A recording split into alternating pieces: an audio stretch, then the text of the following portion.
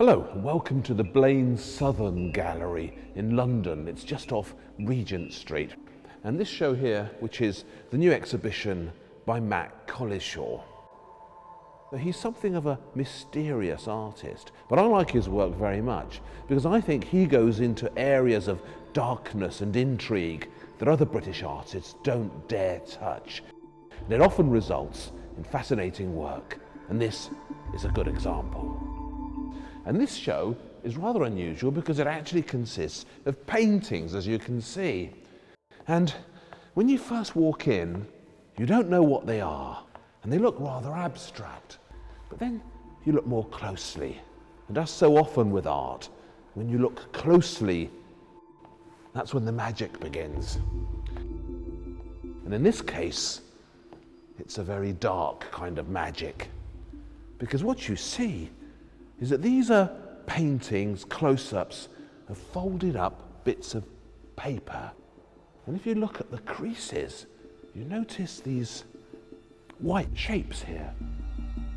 Powders, globules, blobs.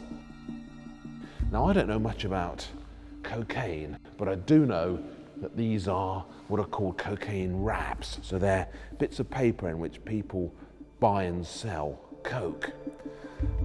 So what you think are abstract paintings turn out on close inspection to be images of a rather dangerous and naughty nature. So the exhibition has two spaces. In this one, the more abstract one, you see the plainer pieces of paper, the plainer wraps, these golds and these silvers. But to see what the exhibition is really about, you have to go into the next room, where suddenly you see all sorts of images appearing in these cocaine wraps. And over here,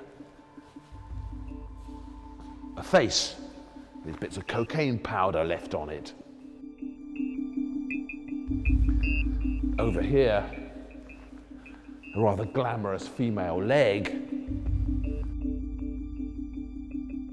Apparently, cocaine dealers like to wrap their cocaine in bits of paper taken from these aspirational magazines, because those magazines suit the way of life that is being promoted here. But this rather spooky air that you have in this show of these aspirational images that have been cut up and defiled, turned into cheap wraps for cocaine. It creates an atmosphere of failure, of some kind of collapse. You naturally assume that the show itself is somehow about decadence, some kind of celebration of this kind of living.